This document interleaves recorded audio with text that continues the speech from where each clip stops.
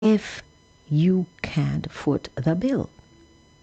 So, guys, once again, I will encourage you, if you are a business owner, big, small, medium size, MSME, whatever it is, please feel free to take advantage of the services that we offer here on Fire 107.7 FM. I guarantee you, you will not be able to find cheaper advertising rates anywhere else. And if you think our cheap advertising rates are simply because we're not as well known as the other radio stations, I beg to differ.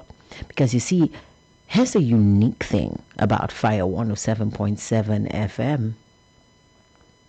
We cater to people, customers, both at home and in the diaspora.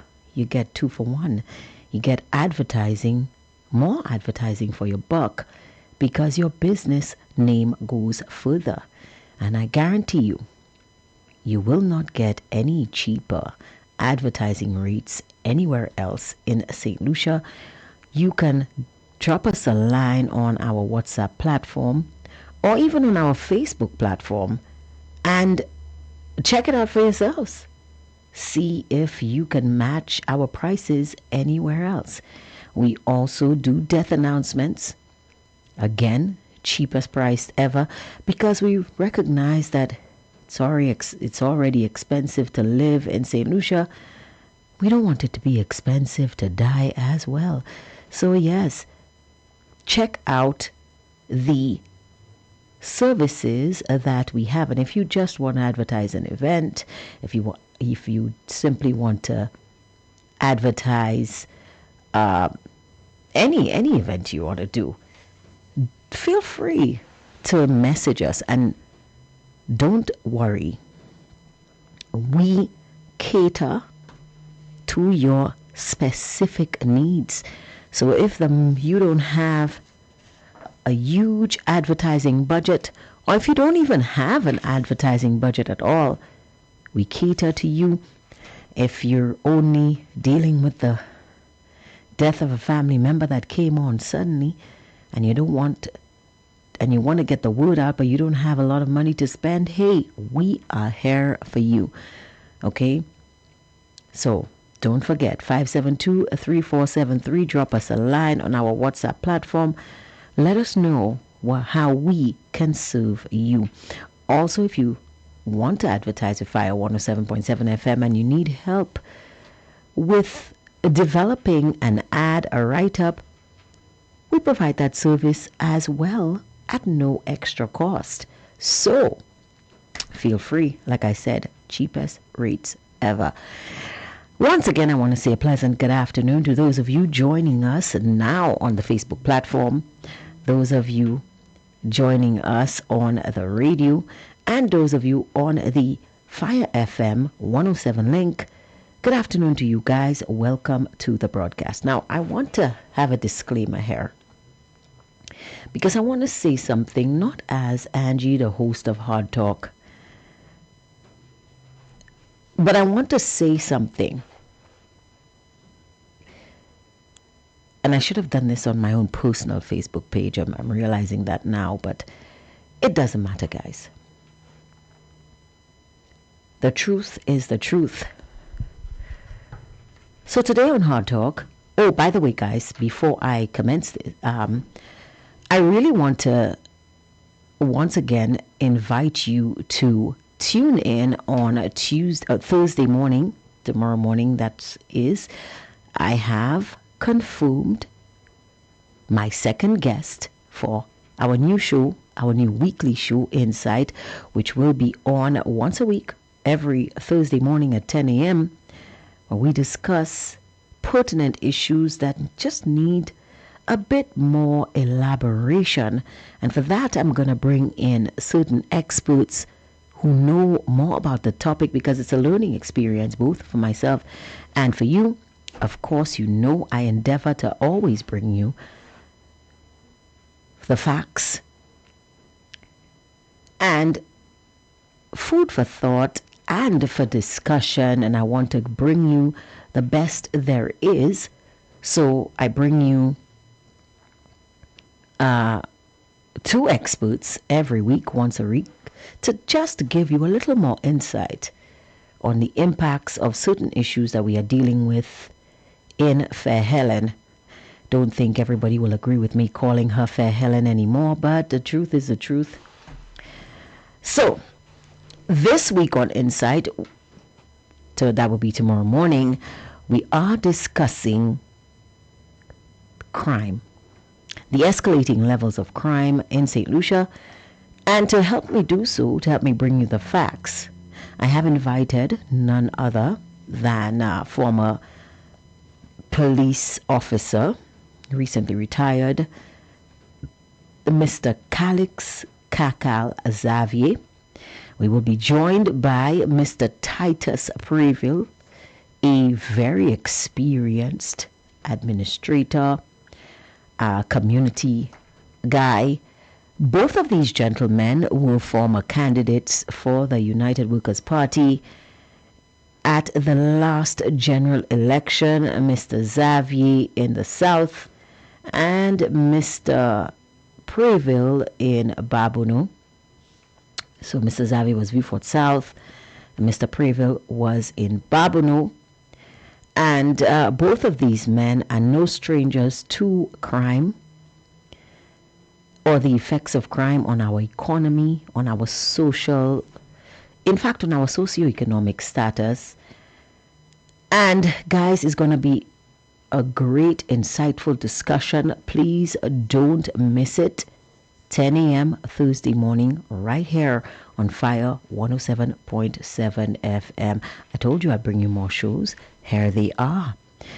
Also, I'm going to endeavor to bring you more of these kinds of discussions because we have so many things dealing with, guys. There's so much going on.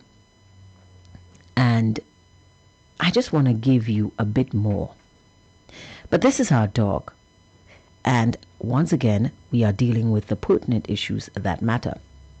So today, I read a news story. And that news story,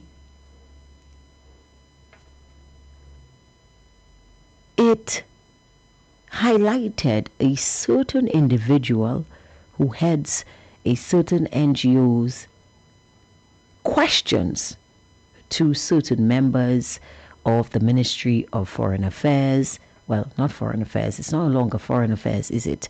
It's External Affairs now, right? Okay. So this individual attended a consultation on migration and chose to question members of the panel, which included immigration officers, it included police officers, on the fate of certain migrants, Haitian migrants who were discovered in a boat off the coast of St. Lucia. Now, if you're unfamiliar with this story, let me just take you back. I'm going to see if I get the original story. So this happened a couple, I think, weeks ago.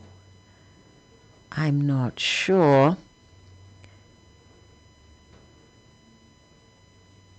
But I will endeavor to get the story. So the story was about a few migrants who were found, who were arrested off the coast of St. Lucia in a boat. Now, don't ask me where these individuals were going or what they were doing, but these individuals were arrested. Let me see if I can find this story for you guys.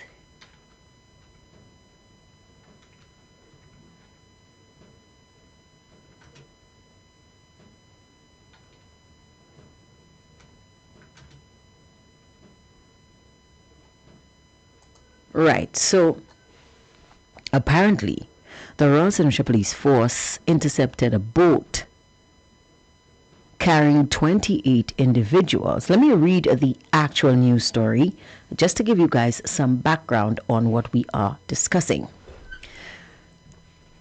So the story reads, and this was posted on April 29th, 2026 in the St. Lucia Daily Post and other publications, but let me just read this one. You guys know I like the St. Lucia Daily Post. So it says here, authorities in St. Lucia have intercepted a vessel carrying 28 individuals in what is being treated as a suspected human smuggling operation, according to information obtained by St. Lucia Daily Post. The operation took place on Monday this week. That would be in April. All 28 individuals are currently in custody following the interception at sea. Sources indicate the group had already been processed locally and housed at a guest facility in Marigot before departing under what appeared to be prearranged plans. Law enforcement officials later intervened, intercepting the vessel and returning the individuals to custody. Preliminary information suggested the group may have entered the region illegally, with indications they traveled through Grenada, where visa requirements did not apply to them. Authorities believe the movement may have been part of a wider effort to transport the individuals onwards to other destinations, including Martinique. Immigration officials are now working to regularize the situation, as the individuals do not possess the required documentation to enter or remain in St. Lucia. Efforts are ongoing to determine their status and facilitate the appropriate legal process. The matter is being treated as a possible smuggling operation, with investigations continuing into the circumstances surrounding their movement and any individuals or networks that may be involved. Law enforcement officials have not released further details as inquiries remain ongoing. So that happened in April 29th to be exact. Here is my issue with the entire situation. So, in St. Lucia, we seem to be a society of selection. Why do I say this?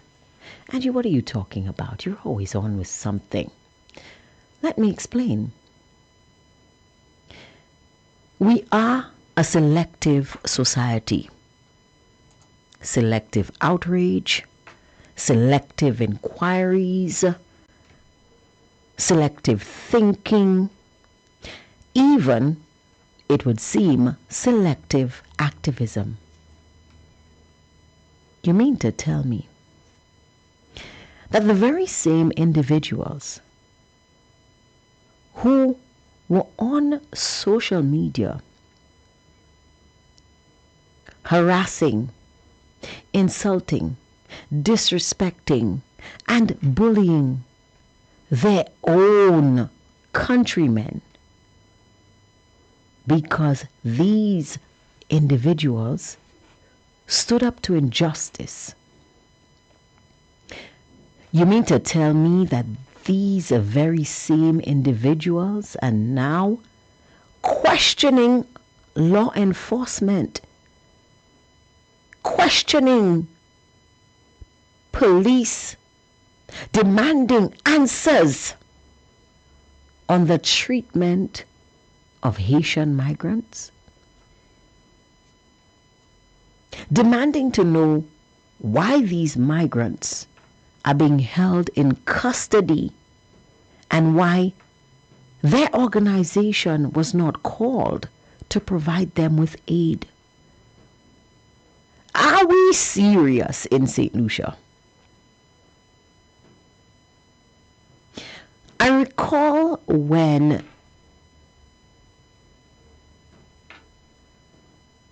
I attempted to interview the two female, at the time, ministers in government to get their take on fellow media practitioner, deceased Lisa Joseph, and I was treated so unfairly and unlawfully by Dr. Ernest Hilaire. Someone said to me, "You can't have it both ways."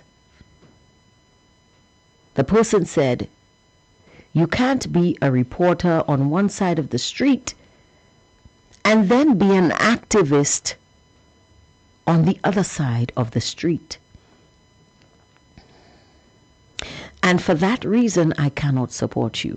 Very good friend of mine. And I accepted that. But I know that I did nothing wrong. Because once a reporter, always a reporter.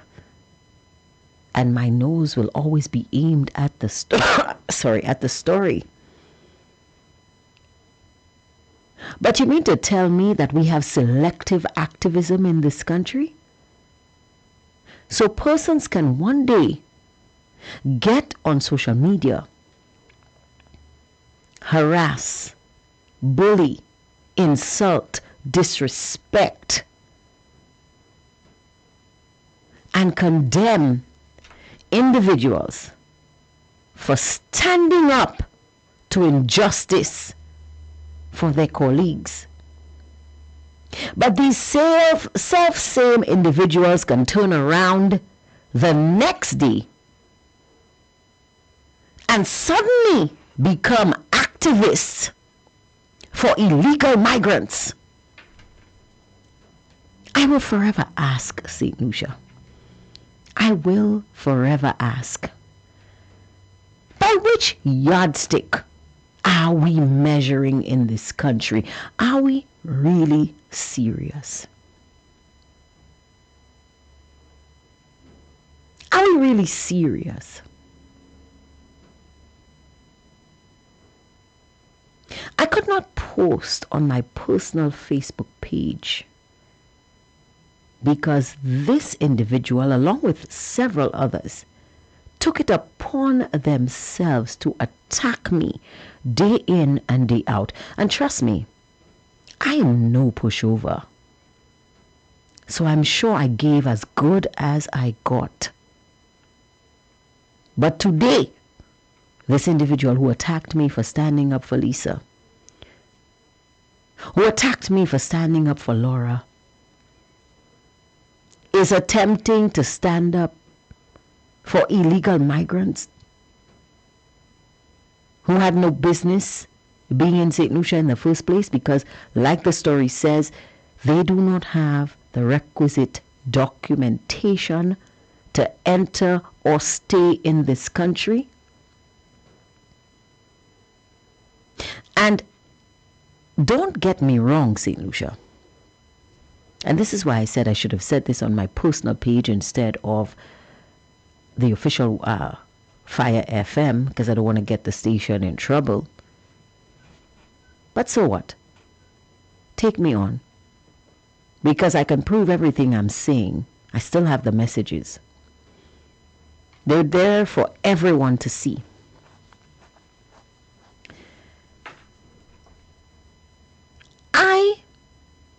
I'm not saying that these individuals may not have been vulnerable persons or trafficked or whatever it is.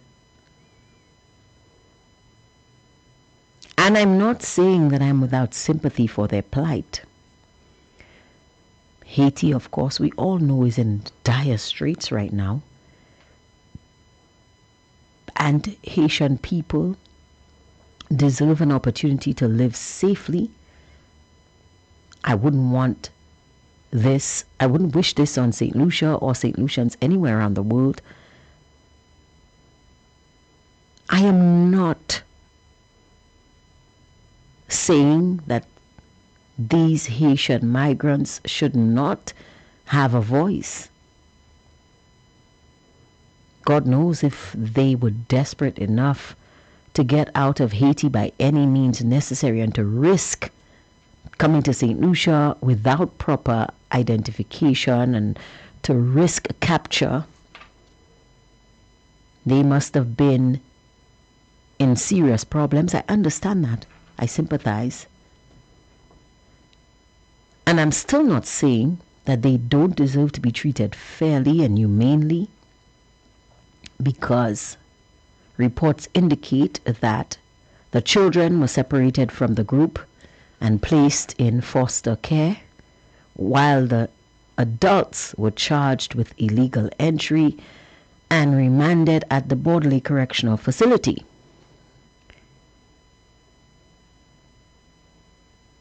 My problem is with the individual. I know I'm often the one who says, don't shoot the messenger. But in this case, this messenger deserves to be riddled with verbal bullets. Because this individual, for political expediency and political profit, forgot about activism, forgot about fairness, and only engaged in hypocrisy. And I think that's the one thing that we have no shortage of in St. Lucia. Hypocrisy, and that one is not selective. You mean to tell me that for political gain, short-term political gain, you forgot that you're an activist for human rights? And today, you have spent months, years even, attacking people left, right, and center, engaging in cyberbullying, being a political attack dog, verbal attack dog for years. And today, you want to stand up and challenge the law for Haitian immigrants, illegal immigrants. You, of all individuals, you. I wonder. I wonder, St. Lucia. And the individual knows who they are. I don't have to mention names. I don't have to mention names. This individual for years was on Facebook attacking people. So you cannot be a perpetrator of emotional distress, a perpetrator of psychological abuse, a perpetrator of cyberbullying for years on your own people. Your own people. Your countrymen. And not just me. I wasn't the only victim. I wasn't the only target of her attacks. There were several others. Several others. She and her friends were on social media day in and day out. You mean to tell me, you of all people, you who condoned the disrespect and physical and verbal abuse of women in this country, you who attacked Shasney day in and day out, as if, according to the old people, ite mange mama pour blanc. I still don't know what that phrase means. You who insulted, disrespected, perpetrated abuse on people who share the same nationality as you have the gall. You have the gall to ask questions about the ill treatment of illegal Haitian immigrants. Bon Dieu, tu fais un souci, oui? Non. Yo di se le moun pa ka honte. Le moun ka honte yo ni souci ek la, yo pa honte, yo pa ni.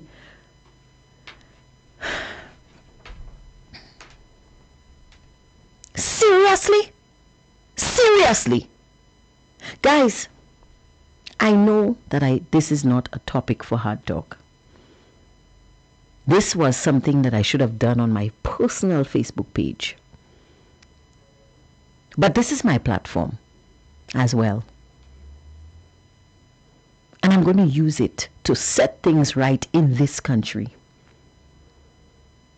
I refuse to be a hypocrite. I refuse to be one thing on one side and one thing on the other side. And the person that said to me, you cannot be an activist on that side and a reporter on the other side, you are wrong.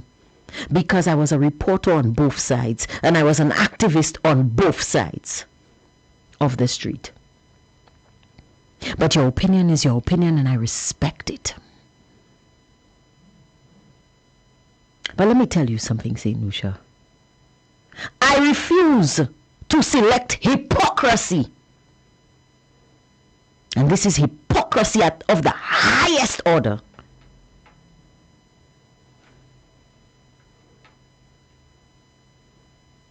You could not stand up against a government minister who insulted a woman just like you, who came on a show and attacked a woman for doing her job just like you. You could not stand up to a government minister who stood in the House of Parliament and put his hands on a woman just like you for doing her job. For what? For what? For political favors? For political favors? But today, you suddenly remember that you are the president of an NGO. Today, you suddenly remember that you are an activist.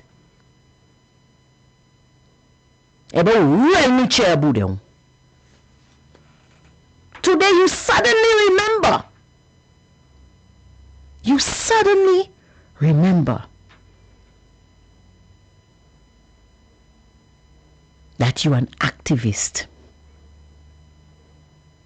You spent years attacking Alan Shasney on social media for everything. Everything. Ou pas tan activiste se jou sa?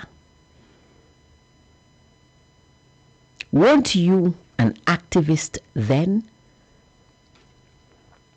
You stood by and said nothing when Richard Frederick denigrated Lisa Joseph, Marcella Johnson, Laura Jappier, Jocelyn Fannis, and the list goes, Minerva Ward,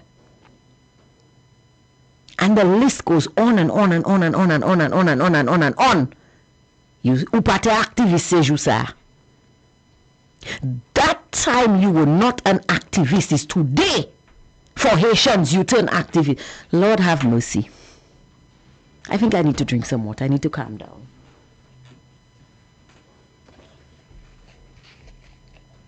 That's when you remember you're an activist.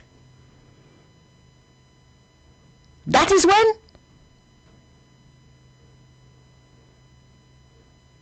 By what yardstick are we measuring in this country, St. Lucia? I cannot deal with this hypocrisy. I cannot. I cannot. If something is right, St. Lucia, it is right. And if something is wrong, it is wrong. It does not matter who does it. If I, Eldris Mary Angela Charles, contravene the law, let the police come for me and let me pay for what I do. It doesn't matter who does it. Wrong is wrong and right is right.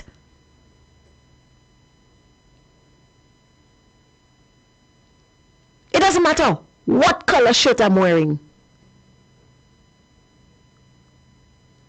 It doesn't matter where I'm from, what my tax bracket is. Right is right and wrong is wrong. And that is the only yardstick we need to measure by. Hypocrisy is not a yardstick.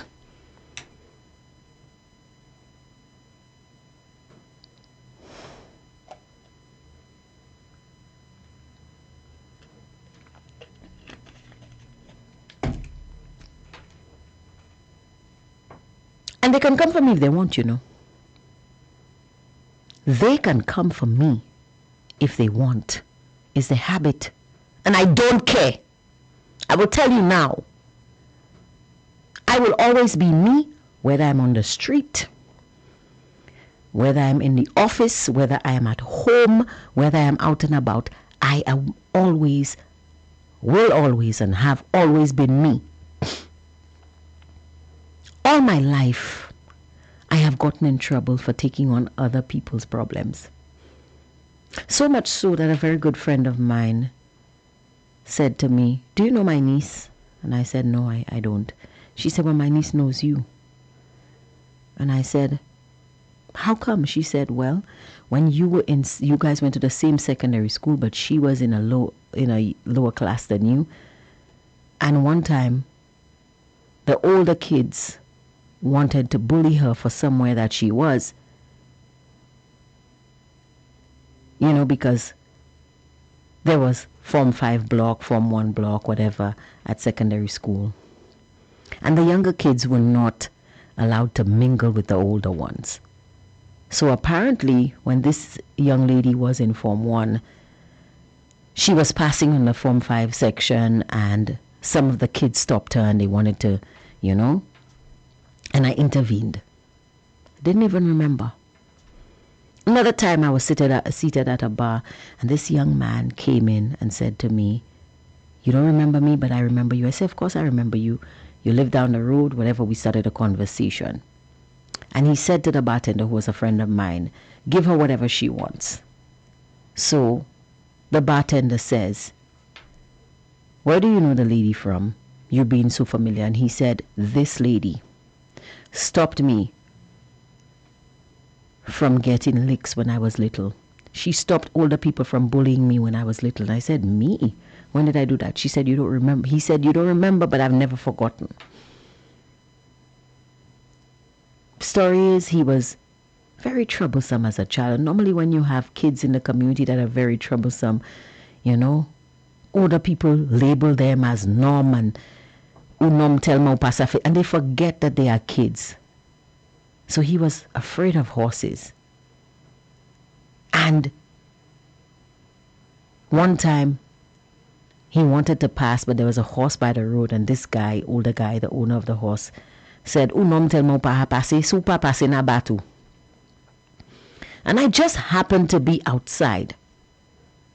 And I came and I said, "No, you don't do this to him. Move the horse." I demanded that he move the horse and allowed the child to pass.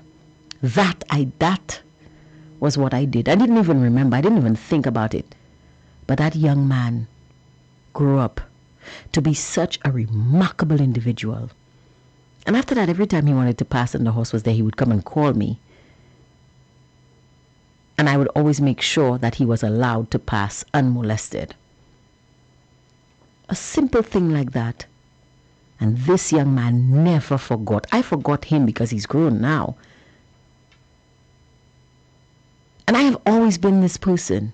Anybody who knows me, anybody who went to school with me, if I fought in school, it was hardly ever because somebody did something to me. It was always because somebody was taking advantage of someone younger and I wouldn't stand for it. So I am me, no matter where I am in life. But these individuals, these people who pretend to be who they are not, it just upsets me. Own who you are. You cannot be a political attack dog one day and the next day all in a sudden, you turn activist and humanitarian.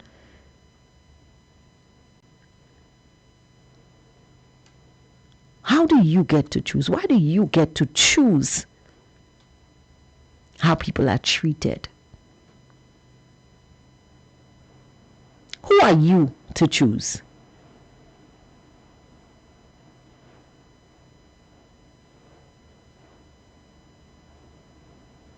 This is so sickening, St. Lucia. This is everything that is wrong with our society today. Why are we so cheap as individuals that our morals can be bought? I have a call on the line. Maybe I should let the caller take over because I might see too much. Good afternoon to you, caller. You are on the air. Caller, there's a lot of noise in your background. Could you Yeah, can you hear me better now? Yes, I can. Angie, very, very good topic. I can sense the passion and I don't want to use the word anger. Well, that's exactly what it is, caller. To be honest with you, anger. Right. So I sense the anger, if you permit me. Mm-hmm. I was seeking your guidance there, and I'm angry too. And I know the exact person you're talking about. Don't mention names. Don't mention names. No, I'm not going to mention names. I seek your guidance. I will not mention names. Yeah. But I have been a victim of this individual cyber attack for many political reasons. But that is not surprising to me. Because this same individual purports to be heading an NGO and there's nothing to show for it. Purports to be advocating for women when it's politically convenient for her. But nothing to show for it. And that is prevalent throughout the length and breadth of St. Lucia. You find persons in those so-called NGOs or claiming to be activists only when it suits their political agenda. Only when it benefits them and politically.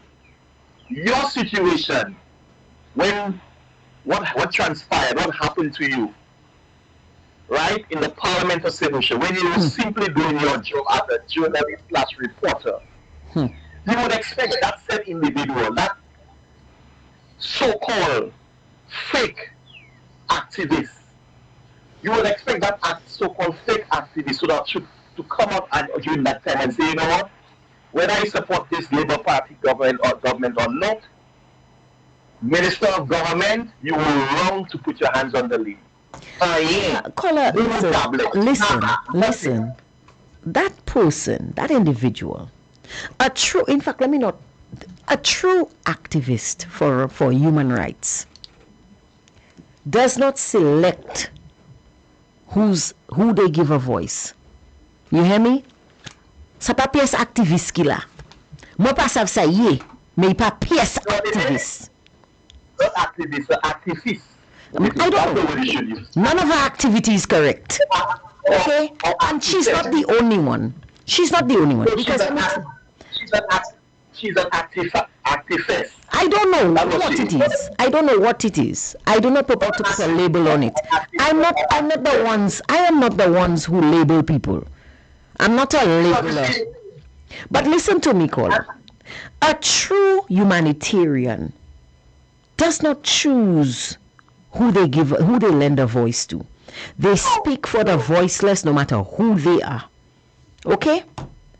So this individual cannot, under any circumstances, call themselves any kind of humanitarian or activist. So what that person was doing there was actually insulting persons who've spent their lives advocating against injustice. This person knows nothing about justice. This person doesn't have a heart. This person does, in my mind, this was something done simply for show.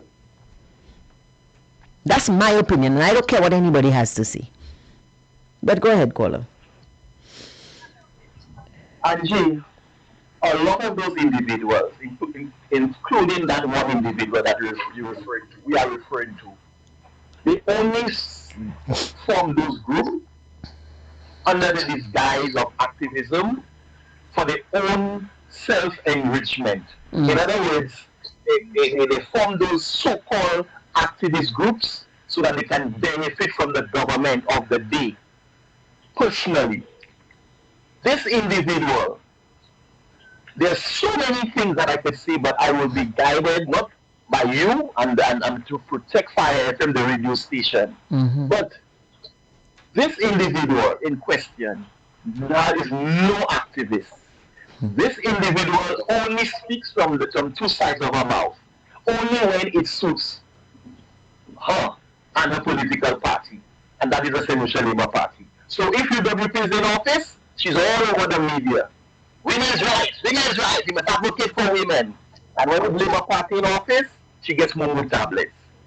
I would say, when your situation happened with William Steele, I was one of those who took the liberty to call you Timothy Polio. And I said, and I quote, I will be monitoring this case very closely because I understand the system by which we obtain. Meaning, I know the corrupt system, the judicial system that we live in called St. Lucia. The 2x4 country that we call St. Lucia. Sorry to say, I know the justice system. It's only favors for the rich. And if you have no quote unquote if you don't have teeth. If you don't have teeth or you don't have men and power, no justice for you. And I said at that time, I will be monitoring that case very closely because I understood and I understand the justice system. And I want to say categorically, Angie, I have your back. And I'm saying it live on national radio and on social media for the entire world. I have your back. And if I, Ian Cauldron, and I'm identifying myself, because I'm not scared of my skin, I've never been scared of my skin. If I have to, if this case, and I'm watching how this case is turning, and if this case does not turn in a direction for justice for you, I will stage a one-man protest relentlessly to ensure that you get proper justice. That is what you call true activism. Not activism when it suits you to benefit from your party. When my party in power, I don't say anything. I remain quiet because I want a little handout there, a little contract there, a little piece of land there to build a building, a little job there, a little favor there.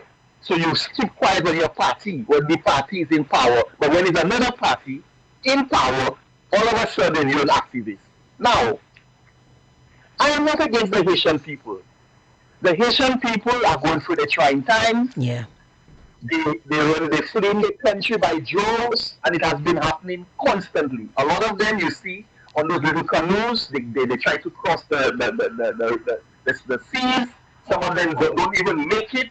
they end up drowning. It's just a sad day for the Haitian people. So I empathize with the Haitian people.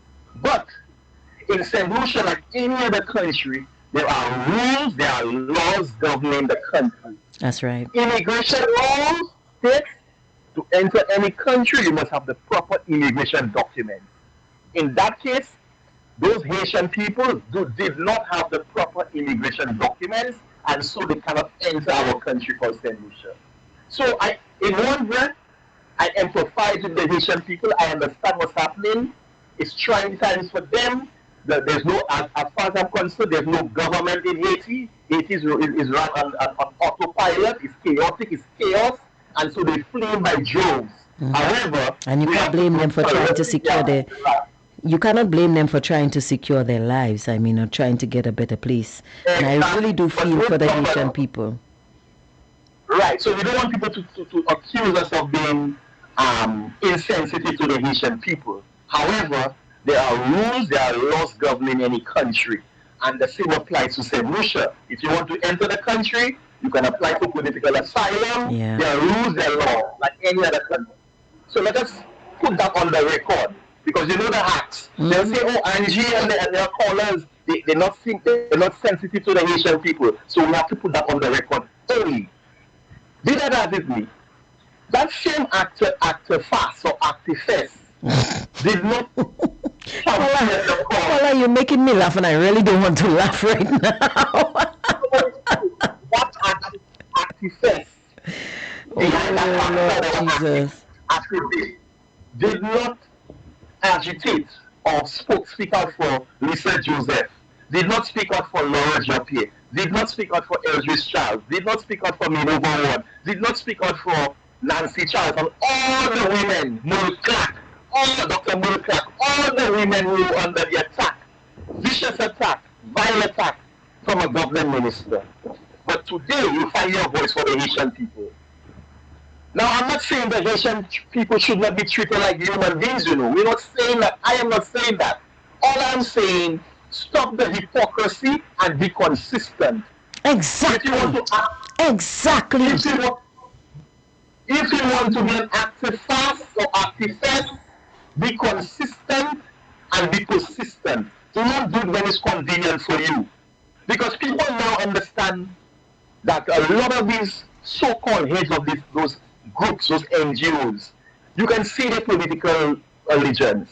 Only when one party is in power and that party happens to be the UWP, that's the only time you see the activists or activists. When Labour Party is in office, they go quiet for 5 years. And that same situation applies to the National Trust.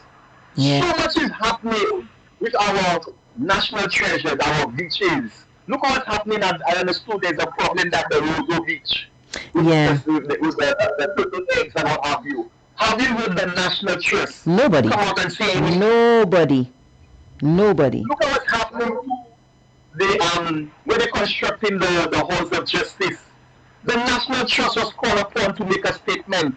Up to a day like today, nada. Had it been the next party, which is the UWP, you will hear the National Trust talking crap. When Alan Shastney in his good wisdom saw that, okay, that royal jail, it's an eyesore in Castries. It had to go down. The National Trust or Distrust, the National Distrust, file an injunction to try to stop that project, you know. But they had nothing to say when Kenny Anthony deemed it fit for demolition.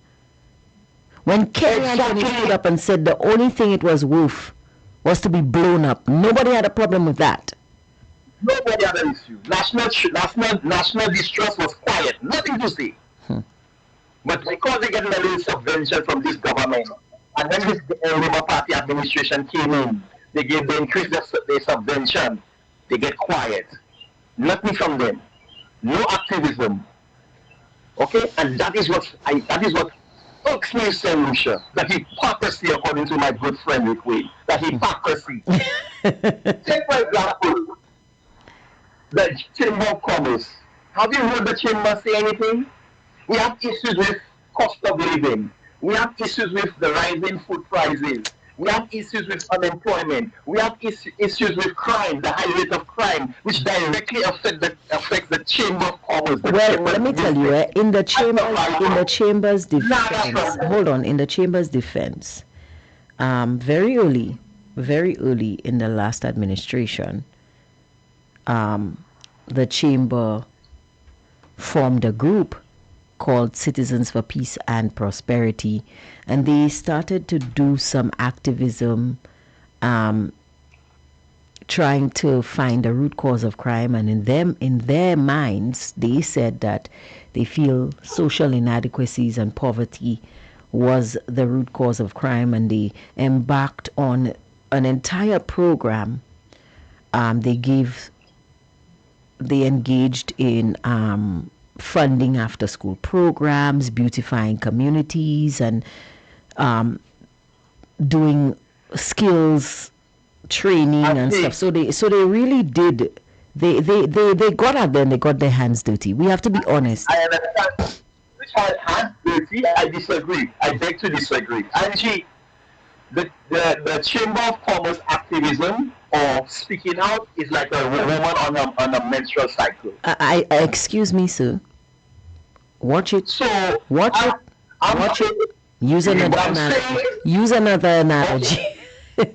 Uh, I will say the Chamber of Commerce activism or speaking out is like a woman experiencing Hello. a monthly difficulty. Hello. I said But use another analogy, sir. okay, There are a lot of women listening here. Don't offend anybody. I'm not offending them. I'm just saying. But let me move on. Sorry, Please. but I have to bring up an analogy to make from go to my point. But I can use something else. But I will move on. I'm guided by you. The Chamber of Commerce right now is as dormant as you can think. There's nothing. No one is with crime. You know, crime directly affects the chamber's business. Yep, it Do does. you hear them coming out and putting pressure on the government and say, hey, we need you to resolve that. We need you to put measures in place to control this pandemic because we have a crime pandemic in Saint Lucia? The answer to that is no. Well, like I said, in all fairness, they did form that group. Although that group, But nothing happened. I haven't heard Nothing anything. happened. Exactly. After that group was formed, what else did you hear? Nothing. They were doing some work for a while, you know. They Which work? they funded, like I said to you, they funded after school programs. I think they were working with Prince Kailash is his name in the South. They built Angie. this. They were funding this center, this skills center in Viewfort somewhere, if I recall correctly, and they were sponsoring grassroots sports and other kinds of things. But then afterwards, I don't know, maybe they ran out of money or maybe they figured it was an exercise in futility. I don't know what it is, but I haven't heard anything from them for a while. You've been nice to the Chamber of Commerce. I will from me watching as a layman watching from outside. I can safely tell you. But to be there's honest, nothing going on. to be honest, scholar, it wasn't just the Chamber of Commerce. It was a group with members from the Chamber of Commerce, members from the SLHTA, religious members, the medical fraternity. They were represented by a wide cross sector of the society, and they were trying to lend a hand to stop crime. I don't know what happened, but Actually, nothing has happened. All we saw in the hood was a committee formed, and they met maybe once or twice, and that's it. So I don't want to be too hard on the chamber, but I'm just drawing the reference that all those groups, all those NGOs are non-existent right now. Take for example another one, the St. Lucia Hotel and Tourism Association. When last you heard from them? well, that When was one. the last time you heard a statement coming out from the SLHTA? Well, when they spoke about the water Oh, yeah, crisis, they spoke about the water crisis, scholar. That was They 6 months said ago, Angie. they said they were going to import water from Dominica with the help of the what happened government. after? I don't. Well, What happened? I guess Wasco gave them water. I don't know. I don't know, caller. I don't know. Vasco gives them water. I don't. Government is looking to borrow money to and set up a committee to public privatize Wasco. That will directly affect the business of the SLHTA. Up to now, not one statement coming out from them. When you have tourism numbers and are looking very bleak, it's low, and that the businesses are directly affected, and that they have to now put hotel workers, their staff on rotation, in some cases send them home. Not a word from the SLHPA. That's what I'm trying to say to you, Angie. Those NGOs, those groups, when the Solution Labour Party is in office, I have to be very blunt, they are dormant, they are quiet, Yeah. they are on a honeymoon. They seem to be very quiet. They seem to lose Exactly. their voices. They get hoarse all of a sudden because they cannot speak. They cannot speak, they get they take Momo tablets. When it's the United Workers' Party, everybody finds a voice. And that is what's killing the country. When you're in activism, it has to be consistent, it has to be persistent, and there must be no personal agenda. True. As far as I'm concerned, all those active NGOs, those activists or actifacts, they are just fakes. That one in particular, the one that you're referring to, I have no respect for that individual because it cannot be right when women have been affected, whether physically or verbally abused by even the government minister, and you do not have a voice to say anything or to say to that government minister, look here, as a woman activist or activist or activist, I'm not condoning such behavior, and I'm standing in solidarity with those women. If you cannot do that, you not work yourself as an activist. And that is true. It tells me that you only pretend to be an activist when it's convenient for you. Yeah, yeah, I agree. I agree. I'm not the women of St. Lucia. And I'm saying this, I'll end here. I don't want to be too long. I'm saying this, and I repeat myself on this show. I am paying close attention to that Venezuela matter involving you. Because it cannot be right that a government minister feels that because he has the authority or he has the power, that he can feel he's a law above himself. And that when they call the case, or the case has been called, and he's been summoned to court, he does not show up for court. And all in an effort to frustrate the process. I am watching this thing very closely. And I will say to you, Angie, like many other people, but I can speak for myself, and I think others can speak for themselves, and they're capable, and I am capable, but I can say to you, I will stand in solidarity with you to the end, and if it takes me staging a one-man protest to ensure, and this is not just preferential treatment only for you, I'm making a statement, I'm starting with you as a case study. You know when you do an exam, they have case studies? Yeah. Your situation is a case study. Yeah. I am using your situation as a case study. And if I have to stage a one-man protest to ensure that you and Eldridge Charles gets justice, I will so do. Thank because you. it cannot be right that because people in authority believe that they have the powers in their hands, that we give them as voters, that they can abuse the system and that the justice is only for a few, a selected few. That has to stop in St. Lucia. Have a blessed day, Angie. Thank you, caller. Thank you so much. Guys, let me tell you, it is so upsetting. It is so upsetting that people believe they can do this. It really is upsetting. You pick and choose who you stand up for, who you give a voice. That's hypocrisy. Somebody's asking me on the live, is she fat and black? LOL. I'm not going to answer that question. Y'all are making me laugh. Thank you for the laughter, but this is a serious situation, guys. This is a serious situation. Somebody says, go, sister, go. Let them have it. Their friends must tell them if they don't hear for themselves. Somebody says here again, It was great to hear you at the press conference asking the right and interesting question with no mercy to the guys. You reminded me of a great lady. Looking forward to see taking on PJP or any of the ministers. The ministers don't speak to me, sir.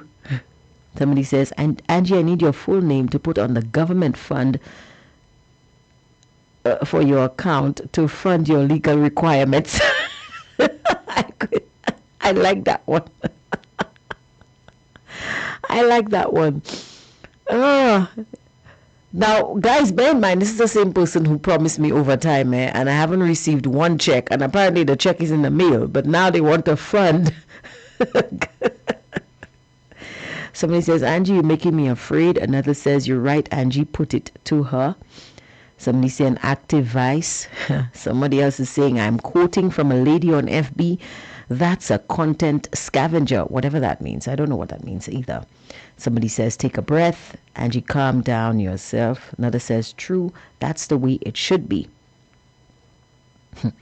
Somebody says, they can come for you, but they need to come good. Another says, some are so ungrateful they can never remember what you do for them, and he remembers. That's nice of him. Somebody says, you like to use PJP all in a sudden.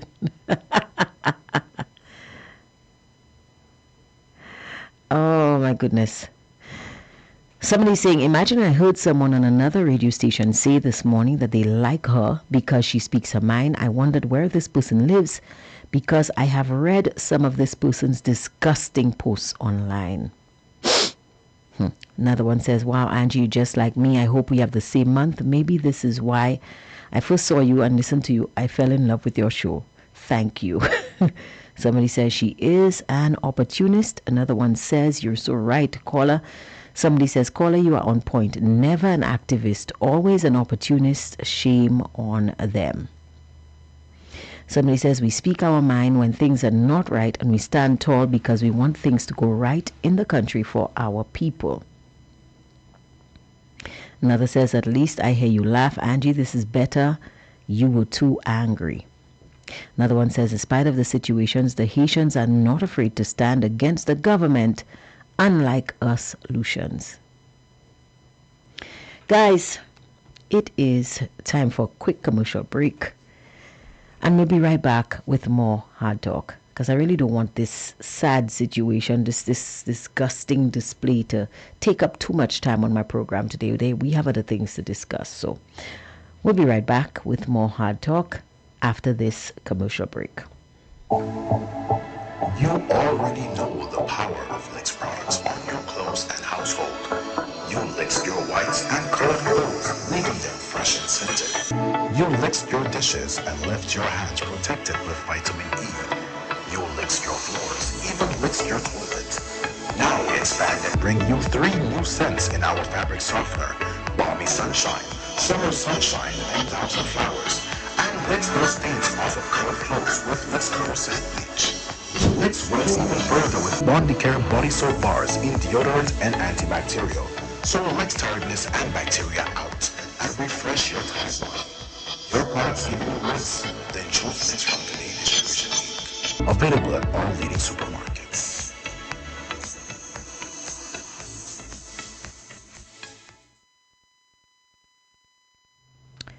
We're back on Fire 107.7 FM, and I do apologize. This is Hard Talk. I do apologize to my viewers, some of those who thought I was a bit angry, but I am. These situations, they just remind you of everything that is wrong in our society. But we have bigger fish to fry, guys. We don't want to give these negative individuals and negative situations too much airplay, too many legs, as my old editor would say. So today I took the time and I listened to the pre-cabinet press briefing, because yesterday when we spoke about healthcare on a program, one of the callers asked some very interesting questions about the state of healthcare in St. Lucia. Now, thinking that I had missed something, I went back to the health minister's address to find out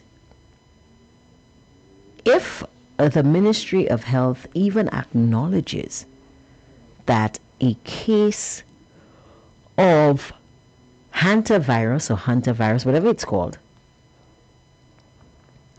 was discovered in Grenada, which is a hop, skip, and a jump away from St. Lucia. And what measures they put in place, or they are intending to put in place, should this virus find its way onto our shores. Imagine my surprise.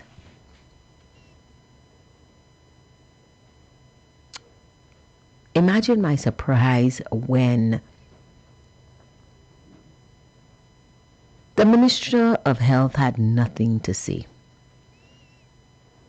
Imagine my even greater surprise when the Minister of Health was questioned by reporters about health-related issues. For example, the issue of the bedbug infestation that has found its way from the Betty Wells Urban Polyclinic to the Leclerc Health Center, or Wellness Center as they are called now. And the minister could not even answer simple questions. Could you imagine, St. Lucia? Something as important as healthcare. And the minister who has spent 2 terms, he's going into his 2nd term, guys, as a Minister of Health. And the man cannot answer simple questions posed to him by media.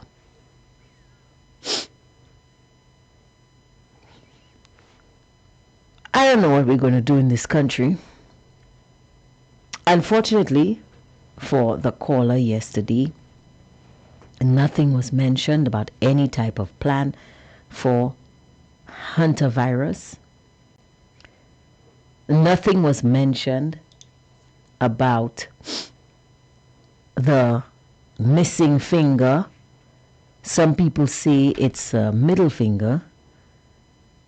The missing finger of the Owen King European Union Hospital.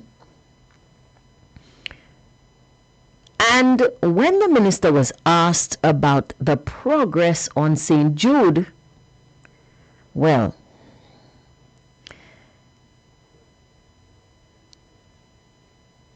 I have no idea what he was talking about, to be honest. I cannot describe his answer. Because I have absolutely no idea what the gentleman actually said. No idea. But I did listen to the Minister of Education who came on afterwards. And he spoke a lot about sports, sporting facilities, CPEA and CSEC examinations, which is good.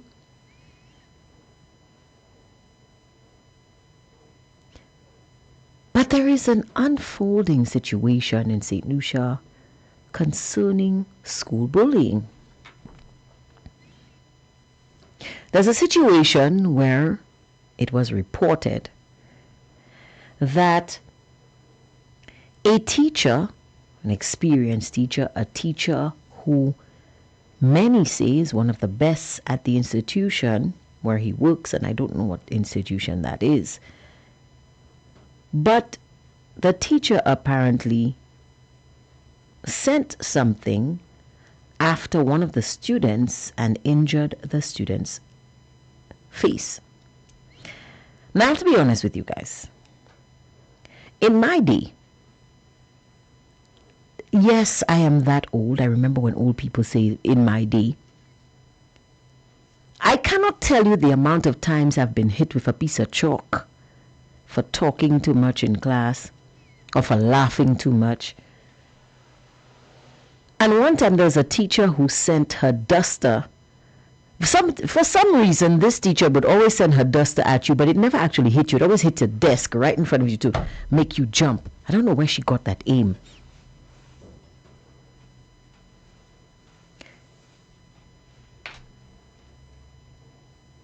But never once was I actually seriously hurt. I mean, I've been hit with a piece of chalk. A teacher has sent, like I said, there was a certain teacher who used to send her duster at us, and it would always hit the desk. She would always aim for the desk to make you jump.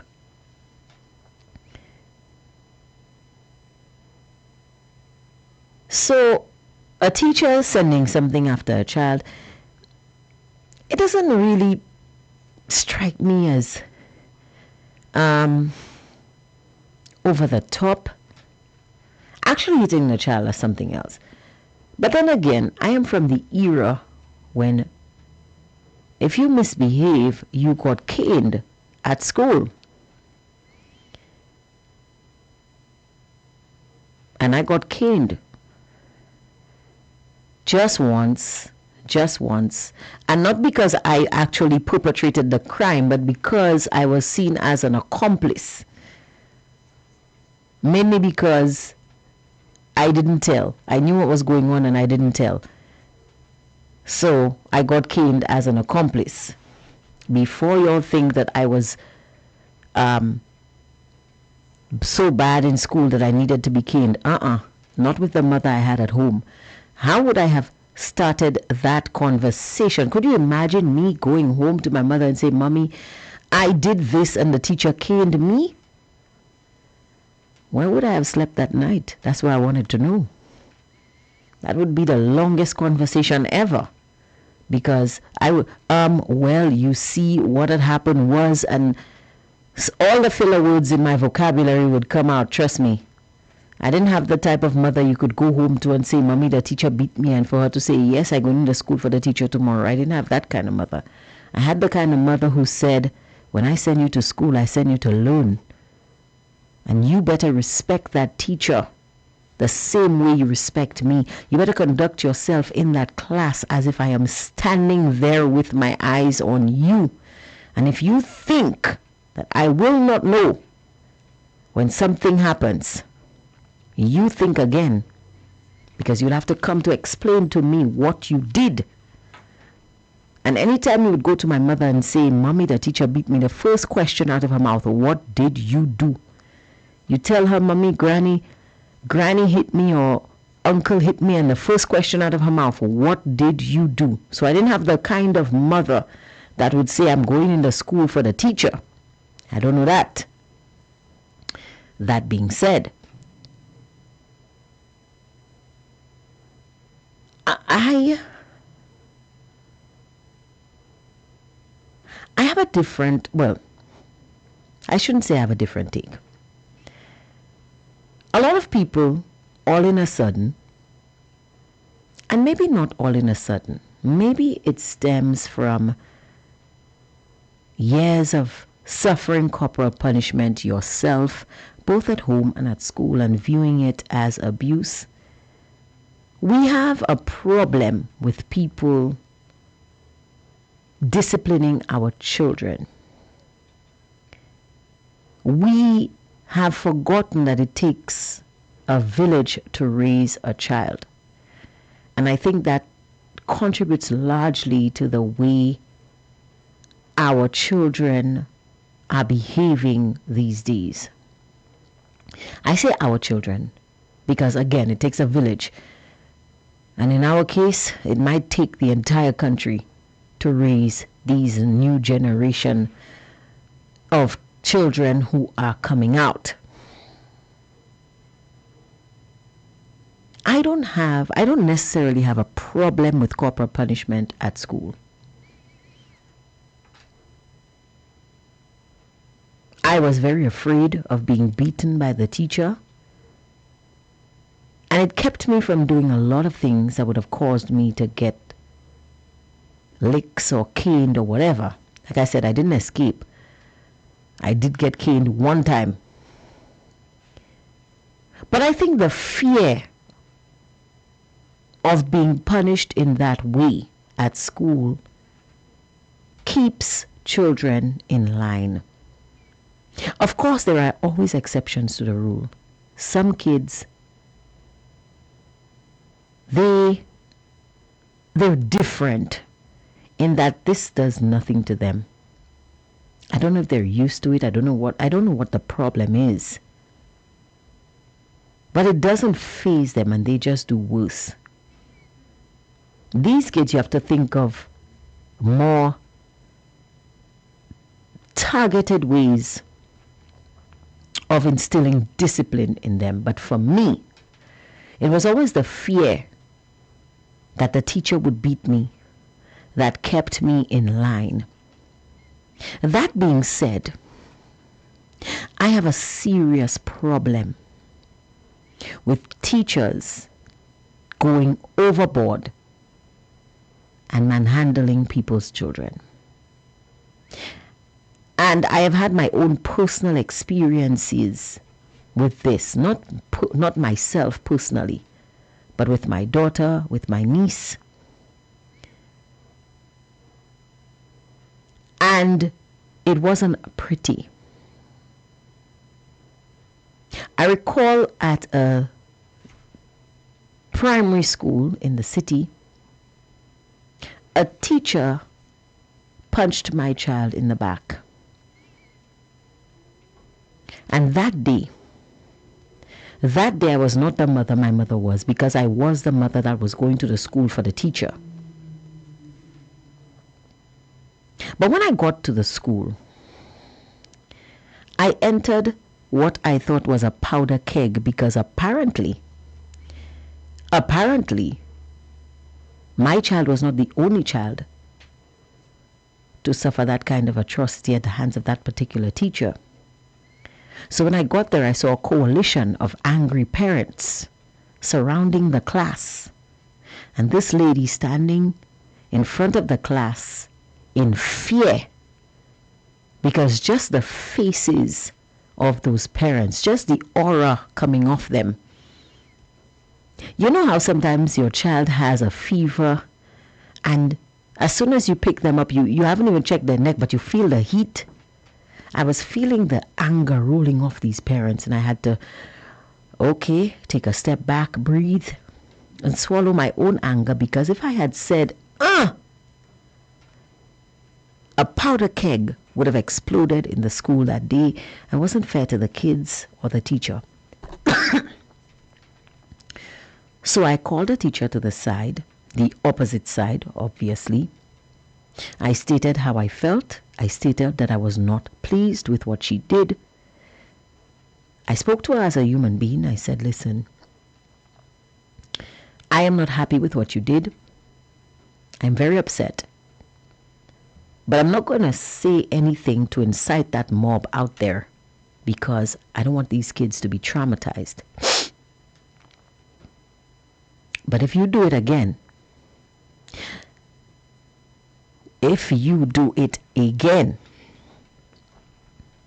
the next time I come here, it's going to be a different person. And she said, oh, thank you so much. You're the only one that came and spoke to me as a human being. The other parents, look at their attitudes. Now, to be honest with you, I was just as irate as the other parents, but because of the kids, I felt that it was my responsibility to try to diffuse the situation. Other parents, and that same teacher, later on, after that, did the same thing to my niece. And there was an incident where certain parents took matters into their own hands, literally.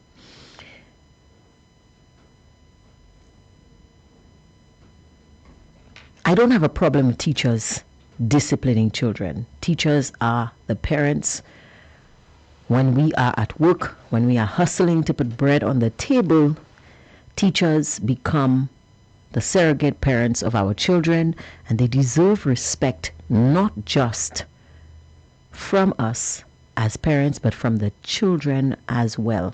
So when you send your children to school, teach them, like my mother taught me, that they have to show respect to the teacher. But at the same time, I am of the firm belief that there are some professions that you do not go into if you're only looking to collect a paycheck. Nursing is one of them, which is why I'm very concerned with what the Ministry of Education is doing concerning nursing, just inviting all and sundry to jump in, la me belle navigée, but that's for another show. And teaching is another. If you do not have the patience, because let me tell you, these kids will try you. They will try you. Now, I don't know the circumstances surrounding the incident. I don't know what transpired. But I do know that nothing a child can do to a teacher or say to a teacher should prompt the teacher to forget who they are or where they are. My condolences go out. Well, when you say condolences, people always think it's... So I'll say it a different way. My heart goes out to that child, to the parent, especially because, let me tell you something. Your little one has a direct connection to your heart, especially if you're a mother. As a baby, that child cries, and you know what every cry means. They cry the same cry to the untrained ear, aka the fathers. But you as the mother, you know if the cry is because they're hungry, you know if it's because they're wet, you know if it's because they're hot, you know if it's because they're cold, you know if it's because they're sick, you just know. So as a parent, to see your child come home with a disfigured face and tell you that the teacher threw something at me, that must take a toll. So, parent, I'm very sorry that you've had to go through this. I'm very sorry that your son had to go through this experience, because no child should be treated that way, not by anyone, much less a teacher. But I hope you get to the bottom of it and don't... Let me just give you some advice. As a parent myself, don't try to deal with this situation on your own. Go to the Ministry of Health, go to the principal, go to the vice principal, go to the police, go to a lawyer, seek some sort of not amicable, but objective mediator. Because as much as you would want to deal with this situation, maybe in an amicable way, and kudos to you for going to the media instead of going to the school and taking matters into your own hands. I know that could have been the temptation. But I think you should probably go to the authorities, maybe go to the ministry, go to the police, go to somebody else. Let somebody else handle this situation, because parent, I'm telling you, I know if it was my child, I'm being totally honest today, if it were my child, somebody would need bail money. Most likely that person would have been me. And I just spoke to another friend of mine, and she's having a similar situation. Well, not so similar, but a situation with bullying in school. Her son is being bullied, and I said, listen, I'm willing to go to the school with you. And she said, I'm not calling you and I'm going to that school because if you come with me, one of us is going to need bail money. And that is true. I'm very sensitive by kids. So, parent, I'm giving you some advice. Don't try to deal with this situation on your own. You're going to need bail money. I can guarantee you that. You might want to be as objective as you want. You might want to be as calm as you may think you will be. But when you get there and you hear the circumstances surrounding this situation, you will lose your cool. I can guarantee. You could be the coolest person. You could be the biggest cucumber in the world. When you get there and you hear what happened, you will lose your cool. So seek an objective voice, somebody who's away from the situation to deal with this. Because even by reading the news story, St. Lucia, just by reading the story, the part in the story where it is said that an official from the Ministry of Education, they put out a statement saying that their initial report was that the child was not seriously hurt. Now, listen to me. Even if the child was not seriously physically hurt, the trauma associated with that incident will not leave that child easily. I don't think the teacher intended to injure the child's face. Don't get me wrong. The teacher would have to be crazy and a half to intentionally injure a child's face. Maybe the teacher just couldn't aim properly. Maybe the child turned at the last minute. We don't know what happened. But I am telling you, just by reading that statement from the ministry, which by the way did not indicate whether or not they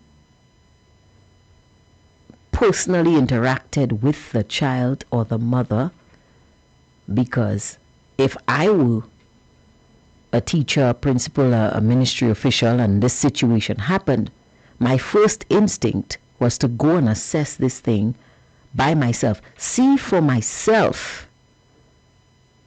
how that child is doing. But alas, I am not a ministry official. So I guess the officials at the ministry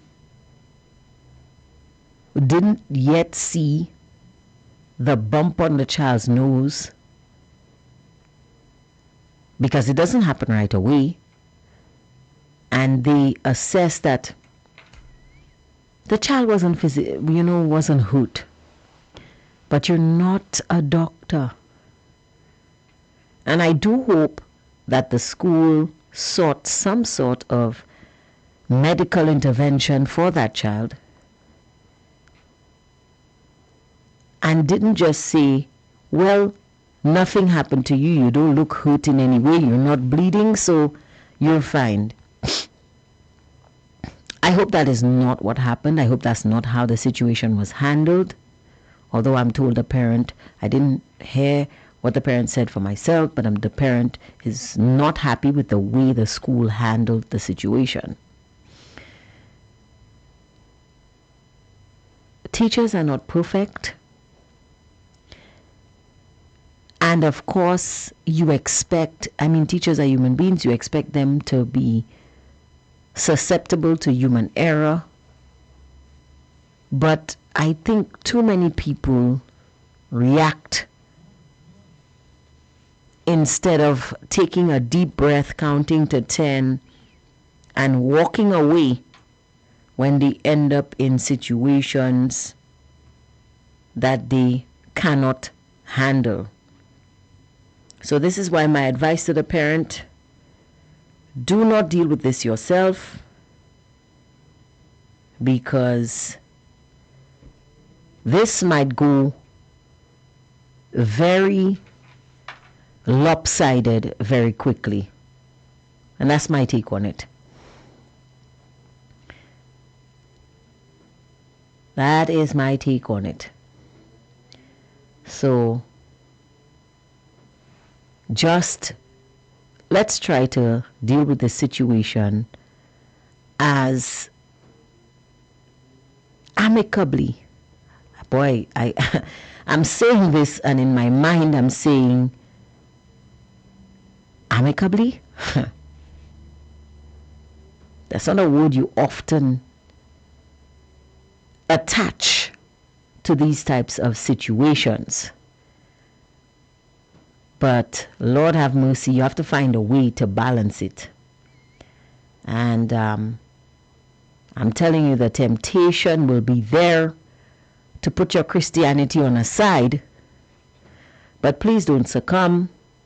And in order to ensure you don't succumb, please try to bring along or try to get the authorities involved, or you don't have to deal with this face to face. We'll take a quick commercial break and we will be right back with more Hard Talk. You already know the power of Licks products on your clothes and household. You licked your whites and colored clothes, leaving them fresh and scented. You licked your dishes and left your hands protected with vitamin E. You licked your floors, even licked your toilet. Now we expand and bring you 3 new scents in our fabric softener: Balmy Sunshine, Summer Sunshine, and Thousand Flowers. And Licks those stains off of colored clothes with Licks Color Scent Bleach. Licks went even further with Bondi Care body soap bars in deodorant and antibacterial. So Licks tiredness and bacteria out and refresh your tired body. Your products giving you licks? Then choose Licks from Today Distribution Inc. Available at all leading supermarkets.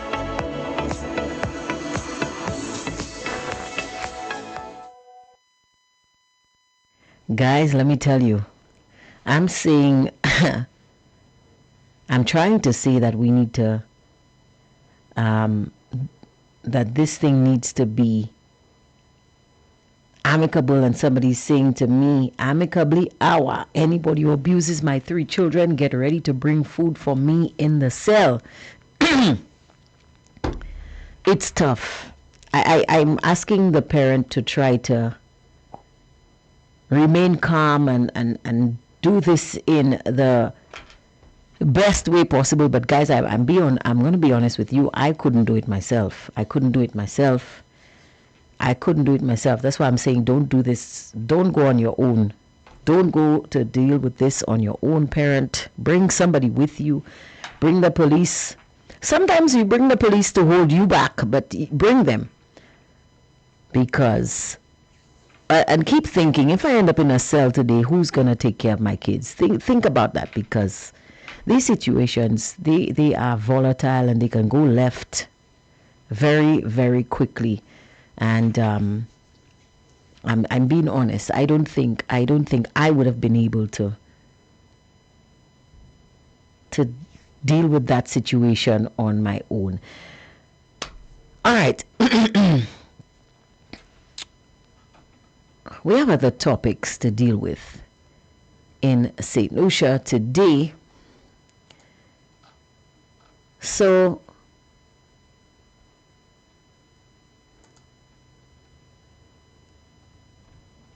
again, guys, let me just remind you, tomorrow at 10 a.m., please tune in for an episode of Insight, where we talk about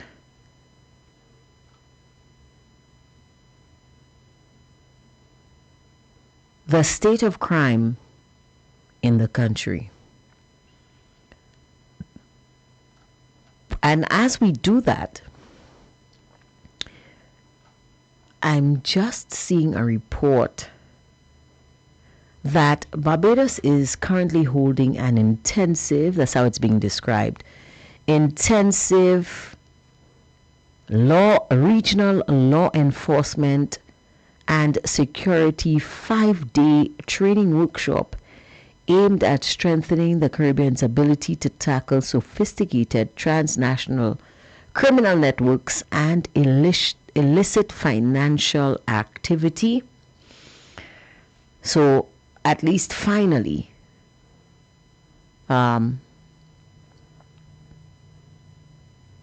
we're going to be dealing with crime on a regional level. By the way, guys, the phone lines are open 572-3473. You guys are very quiet today. Let's talk about this situation. We're seeing a lot of things happening in St. Lucia, a lot of things. Crime is at an all-time high. And now we're having to deal with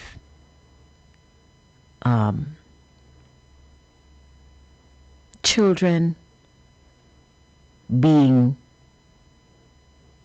bullied in school by other kids and by teachers. Don't think the teachers don't do their fair share. There are some teachers who do.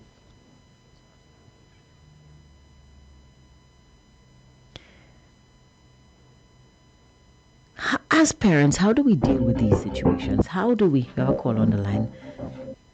Good afternoon to you, caller. You are on the air.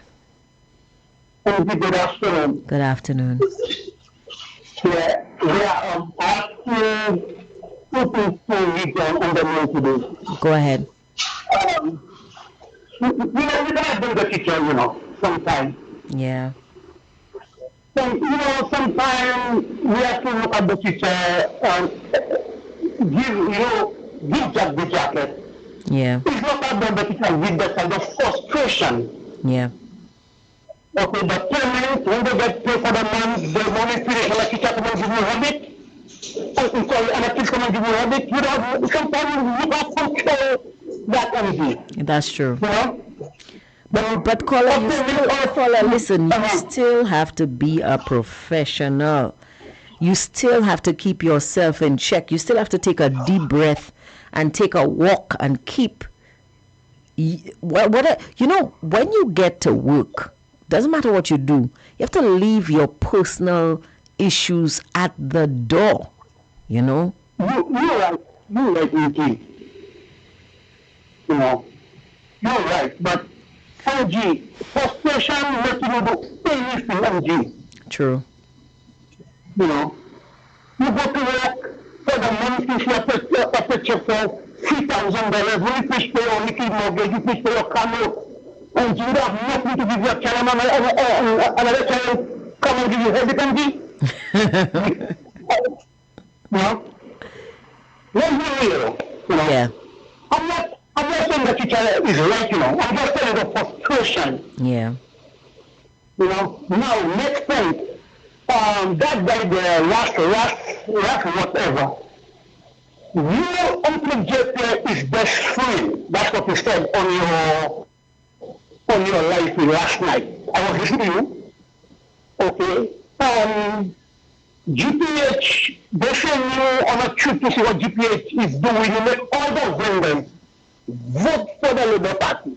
Mm-hmm. Okay, GPH will be good stuff for you all. Now you want a life crying for. What are you crying for? You are traitor, brother. Traitor do cry. You are still guy. You're talking about Ras Aipa. Aipa, yeah, Ras Aipa, yeah. Okay? You are traitor, brother. You are still guy in the karate. Now you see the way the vendors getting treated. Now you want to come and talk better.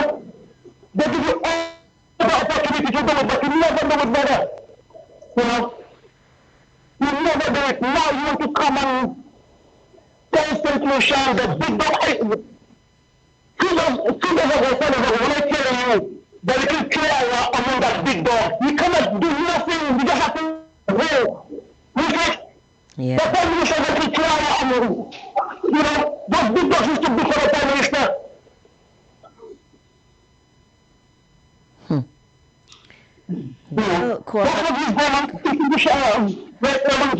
Caller, let me tell you something. I cannot feel sorry for the Prime Minister, because the Prime Minister took the job, and when he took the job, what did he say? He was the most readied. That's what he said. He was the most readied. Meaning that he was readied to take on every situation. But Paddy Mao say most ready, the most whited. I don't know what he's doing, but the Prime Minister Paddy Mao because you said you were the most readied, and that's why they voted for you, because you were the most readied. So right now, put on your big boy pants and get the job done. The little chihuahua coming back there, those big boy and those German Shepherd. Well, caller, he will not have he doesn't have a choice, caller. In my book, he does not have a choice. He will have to find. No. He have to find. Caller, when you are in a managerial position, when you are the leader, the HNIC, and I know you know what that means. I don't have to say what the acronym means. Yeah, the head guy in charge. When things go right, all of the praise is yours. But when things go wrong, all of the blame is yours. So if the Prime Minister knew that he was not readied, I'm sorry. You're right. But the next point, Angie,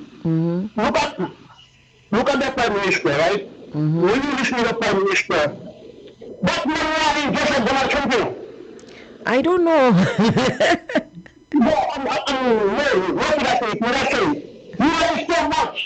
You like that man, you said this, I say. Well, that's true, eh? That's true. Angie, St. Lucian have to wake up.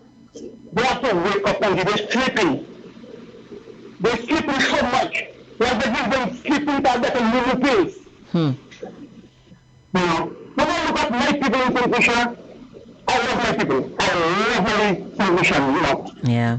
So, we are so unique. Only one thing, only one that we have, we don't listen to the truth. We always listen to the lie. That's the only problem we have. We don't listen to the truth. We always listen to the lie. That's true. You're very right, caller. You are very right. I don't know why you are afraid to hear the truth. I don't know why.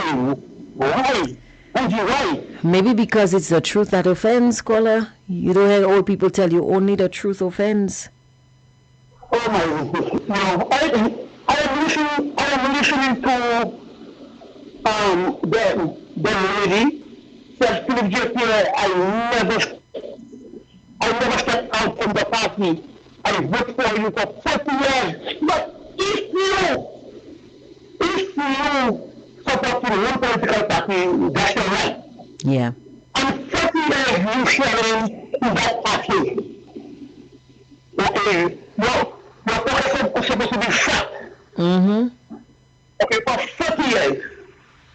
Okay, maybe wrong management, wrong, because they have too much plan for the money, but they're not making the money they plan for. Right. Okay? And Philip Sattler, I'm saying to you, look at yourself and look at Marsha. Look at Marsha from Gross Street. Okay, to where state of Marsha to go to I forgot that word in person, but I should put it. Okay, look at okay. I know what area, Independent City. Independent City? Independent City, yes. You telling me you want to build community center, you want to build everything. Mr. JP, listen, social control will all that by the fisheries down there. Okay? Everybody only playing basketball every week. I don't know what is going on with that now. I don't know. Yeah. Okay? Now, I want you to look at yourself and say, okay, this is what I want to put for people to make money. Yes, that is really place to play. It's okay. It's okay, you can do that. But how much money people will make? Okay, let's do it. Let's do it. I mean, one thing again, Angie, one thing again with our solution today, they're not taking their life seriously. They're not. They're not taking their life seriously. Caller, you are not Okay, the only person to say that. So many people say that because sometimes I have to agree with you when you say that, because sometimes, my goodness, when I listen to the foolishness, I spoke to one young man who told me that he voted for Labour in the last election because he loves his country. And I said, explain that to me. And he said, and I quote, and I am not making this up, guys. I am not making this up. He said that Guy and Shasney, they were going to come to take revenge on the people. And I asked him, revenge for what? And he said, oh, I have the clip on my phone. So I said to him, show me the clip. And just like the Prime Minister, he couldn't find the clip. So you listen to the kind of foolishness and you wonder to yourself, are these people for real? What kind of nonsense is this? And he said, oh, you know what? I voted for Philip J. Pierre because, you know what he said? He said he loves us. I never heard no other politician say that. And at that point, I just didn't want to have the conversation anymore because I said to him, where do you know Philip J. Pierre from for him to love you? Does he even know you exist? How do you love something you don't know? And he couldn't answer any questions. So I just had to end the conversation. Honestly, because I could not believe what I was hearing. You know, in New York City, in New York, in Brooklyn, there is something chambers there for them to just speaking of education. They never take out the mentality they listen to show weak and to uplift themselves. Okay. The other day, one of my friends called me said to me, you and my husband passed away. I said, I don't consider to be real going on solution. I said, I'm going on solution. I'm going on solution that will lift me. Right. Let me see. Show me the light. Not a video that's not making any sense. You know, who they go out with. I don't want to hear that. Right. I want to hear we in America, we New York, how we can invest our money. Right. To step up the ladder. Right. Not doing the ladder. Right. You know, Angie, we have a lot of work to do. We have to start with the young kid, the 10-year-old, educate them. Yeah. Those that 20-something years, you can educate them more now. Because the minister of culture, whatever, gives them the brain, all they have to do is pack them, drink rum. Now, interesting that you would mention that, caller. Because I heard I heard a reporter ask a question of the Minister of Health, and the minister could not answer that question, and I just laughed. Because the minister came and he started talking about how we have a problem in St. Lucia with non-communicable diseases, and of course, non-communicable diseases are diabetes and hypertension. So the reporter asked the minister, In St. Lucia today, we are becoming a party society. There's always a party going on. There's always a social event. And in these social events, there's always an increase in alcohol consumption. Now, you spoke about eating right, drinking water, checking your blood pressure, and exercise, but you never spoke about alcohol consumption. Don't you think that alcohol consumption has a part to play in this situation? How does the ministry plan to tackle that? Caller, si Moussa te sa manje langli, ite ka ife. Because he could not answer the question. He struggled, poor man. You see, the one that making you I remember this story for almost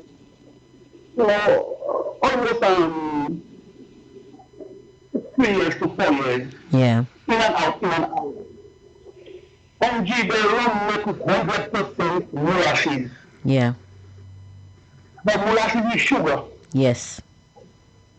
The red rum, when they put the yeast they making the bread to cool the rum, and they put the NPK, the red fertilizer to cool the nutrition to the Wait, they use NPK in this? That's it. Yes, the white NPK, the red NPK that cold like ice when you put it in your hand.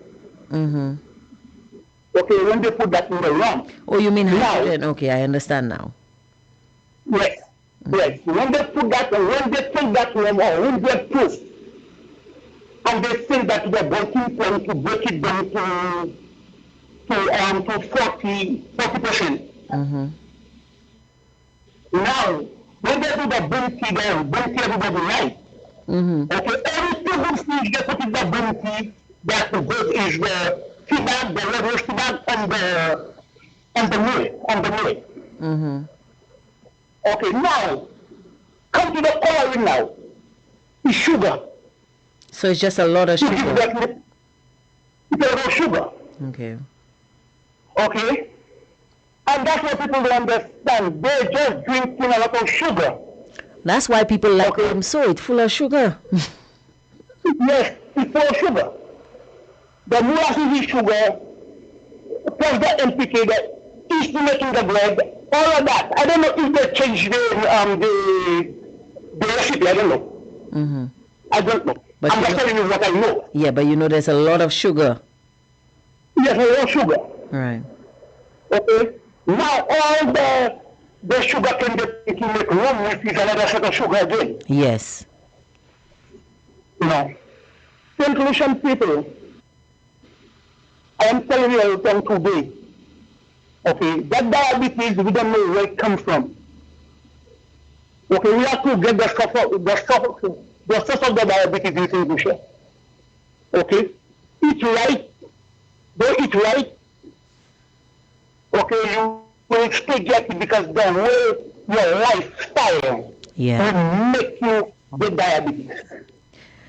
Well, I mean, some people are genetically predisposed to diabetes. That's why when you go to the doctor, the first thing they ask you, did any of your parents or grandparents or does anybody in your family suffer from diabetes or hypertension? So, but what the reporter was saying was a very interesting question, the question they asked, because if you look at the ministers or the government, the administration, they focus primarily on parties.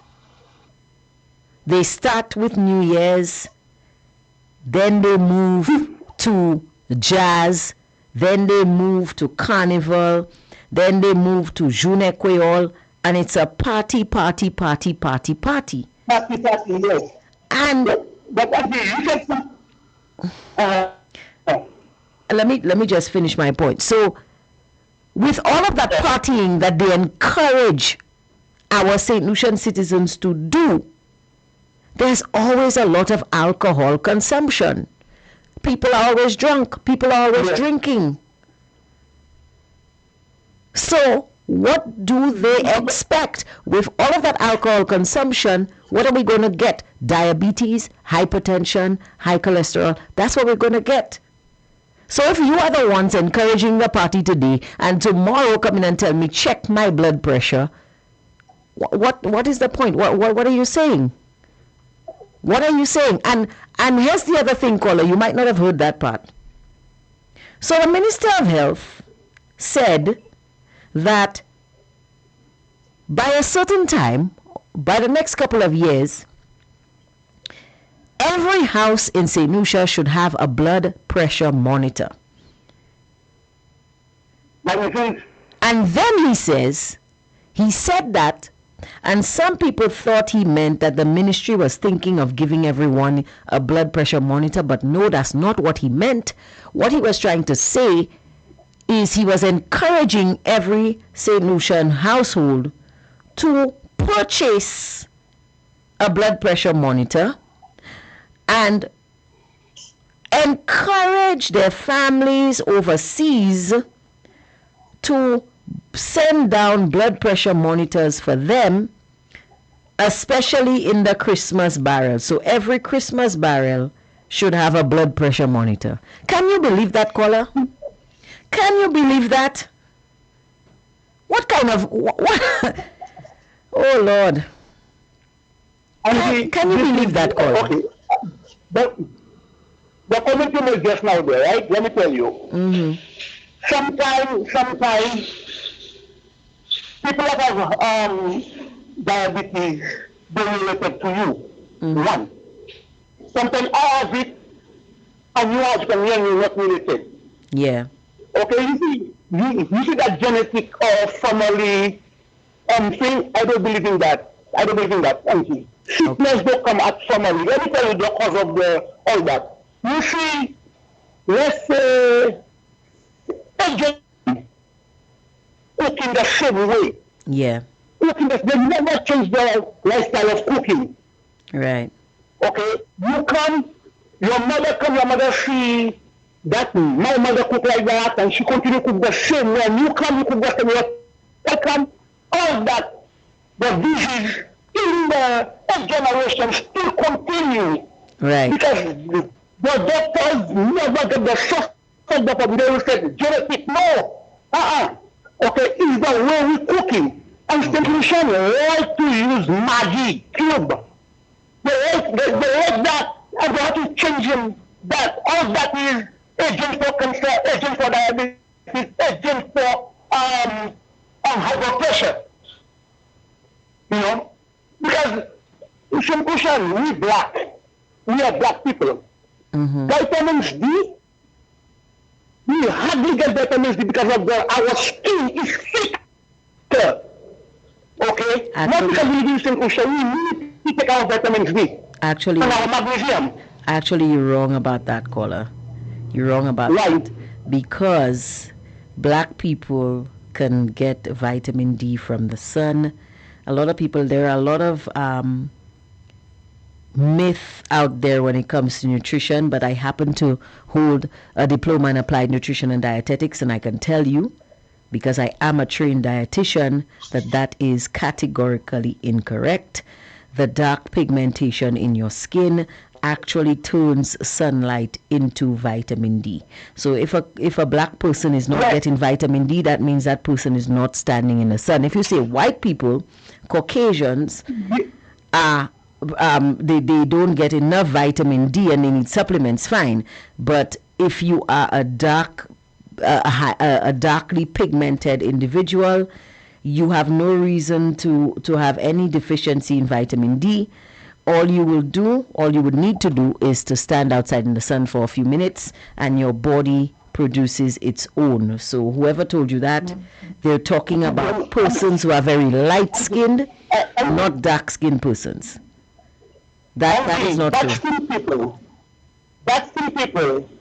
It's more hard. No, it's not, caller. That is incorrect. Caller, that is incorrect. Okay, because I didn't spend all these years in school. Just because I'm seated here, that doesn't mean I have a. No.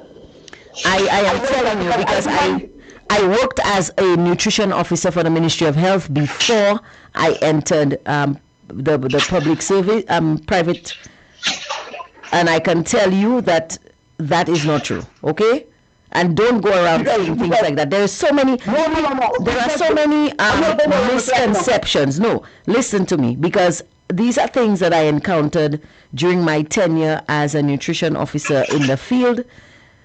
There are so many misconceptions when it comes to nutrition out there, and that is why people are getting themselves in all kinds of problems, because they listen to nutrition advice from people who do not eat the way they eat, who do not exercise the way they exercise, who do not have the same body composition as they do. And then you find yourselves just messing up your own health because you keep doing the wrong thing. I don't know why black people refuse to listen to black people, but that comment that you made is categorically incorrect. As a dark person, listen, as a dark person, there is no reason why you should have any vitamin D deficiency. Just stand outside in the sun for a few minutes. Your body will make its own vitamin D. Okay? Yeah, but Angie, Mm-hmm. if you the vitamin D open your natural oxide in your body to lower your high blood pressure. Caller, that's not caller. I don't know where you're getting this. I don't know where you're getting this erroneous information from. But the only thing that lowers your blood pressure is potassium, which you can get in fruits. Yes, potassium. Okay. Yes. So I don't know where you're getting this from, but this is totally incorrect. You need to go back and check your information again. Whoever is giving you this nutrition advice. No. Angie. Mm-hmm. Angie, I take my health seriously. And I don't doubt you. But okay, listen to me. I don't doubt that you take your health seriously. I believe strongly that if you learn the wrong thing, it doesn't matter how many times or how many years you've been practicing the wrong thing. If you learn it the wrong way, you are wrong. And that is the truth. Okay, it's better. So I believe you. So if you learn the wrong thing and you're practicing the wrong thing, you're still doing the wrong thing and you are still wrong. So I would advise you, caller, you to not take nutrition advice from a doctor, because if doctors were trained to give nutrition advice, there'd be no need for nutritionists and dietitians. Go to a dietitian, preferably one who has studied in the Caribbean and who can give you nutrition advice based on your unique culture, your way of eating, and your way of exercising, because there is a lot of confusing information out there. People don't realize that nutrition is specific to the individual. Whatever nutrition advice that your wife gets will not work for you, even if you two live in the same house and you eat the same things, because your body composition is not the same. So if you want nutrition advice, and everyone, as far it's not just because it's something that I'm very passionate about, I'm saying this is the truth. Go to a nutritionist, preferably one with your cultural background, because all of that matters. Your height matters, your weight matters, your family medical history matters, the type of food you eat matters, how you prepare your food matters, the amount you eat matters. Okay? Your body composition matters. Nutrition advice is specific to the individual. So there's no one size fits all when it comes to dietetics. And if you want to know exactly what's going on, you need to see someone who is trained in providing advice for you based on your race, your nationality, your height, your weight, the way you cook your food, the types of food you eat, because in every region people might eat the same dashing, but if they're preparing it in different ways, then it's a different food. And trust me, that matters. Okay? So don't just take one size fits all nutrition advice. A lot of people find themselves in trouble because of that. And it's one of the things that I encountered during my tenure as a field nutrition officer for the Ministry of Health.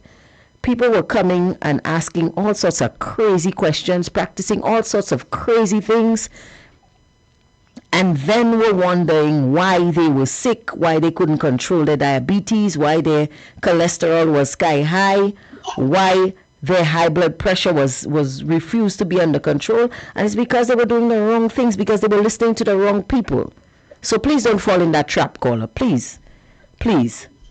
Okay. Yeah, but thank you for your contribution. Okay. Yeah. Okay, bye-bye. Guys, let me tell you something. Don't... There are so many TV dietitians and TV nutritionists, and they're doing way more harm than good. Don't fall in that trap. I'm going to advise you, don't even take nutrition advice from a doctor. The most a doctor should tell you about your diet is about food-drug interaction. So if they tell you you're on this medication so you can't eat this, then you can take that to the bank. But for everything else, seek expert advice from a dietitian or a nutritionist. There are people trained in those fields for a reason. And nutrition is dynamic. It grows all the time. And there's a lot. Oh my God. This last caller just took me back to my days as a field nutrition officer and some of the craziness that I encountered from individuals that you really thought, knew. But stop just going on TV and listening to things. That's ridiculous, man. Don't do that. Don't do that. You're doing yourself a great disservice. By the way, St. Lucia, are you aware that every health center on the island provides a free dietetics and nutritionist service? There are field nutrition officers assigned to every health center and hospital on the island. And it's a free service. So just take advantage of it. I mean, if you're out there and you're struggling with keeping your hypertension under control, that's your high blood pressure, or your diabetes under control, you don't have to pay extra. Go to the health center, make an appointment. Ask them, when will the nutritionist be around? If they say to you, well, we don't have one, ask them to refer you to wherever they are. Make an appointment. You will not be sorry. I assure you. Okay? But please, do not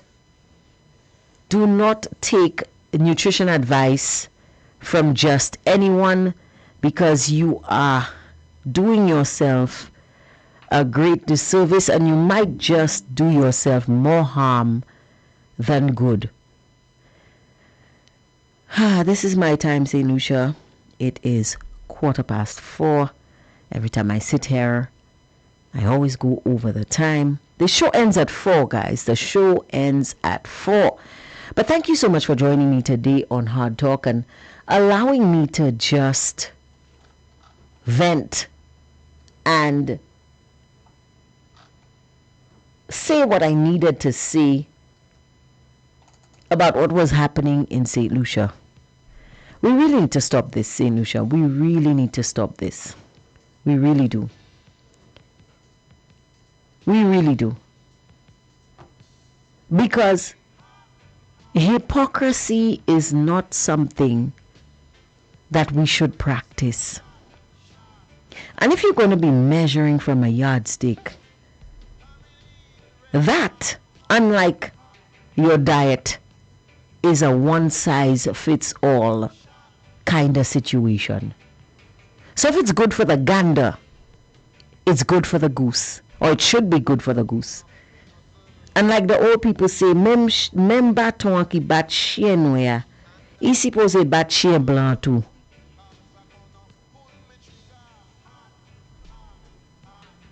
So if you are a political attack dog on one side of the fence, when you jump the other side, you still a political attack dog. Don't be ashamed. Claim your title. Don't be ashamed. That's all for today, folks. Thank you so much. Don't forget that we have a new show. It debuted last week, but it has a name now and a place and a slot on the roster. It's called Insight. Tomorrow morning, 10 o'clock. Meet me here at Hardtalk. And joining me will be Mr. Titus Prevel and Mr. Calix Xavier, better known as Kakal. We're going to be discussing the state of crime in the country and how this affects our economy and our society, so our socioeconomic situation. Don't forget, stay tuned or join us is what I should have said. Don't forget to join us so we can discuss these pertinent issues. Once again, thank you for joining me here on Hard Talk. Thank you for sticking with Fire FM through all our ups and downs. And thank you for always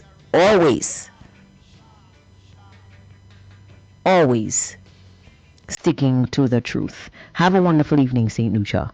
Bye-bye.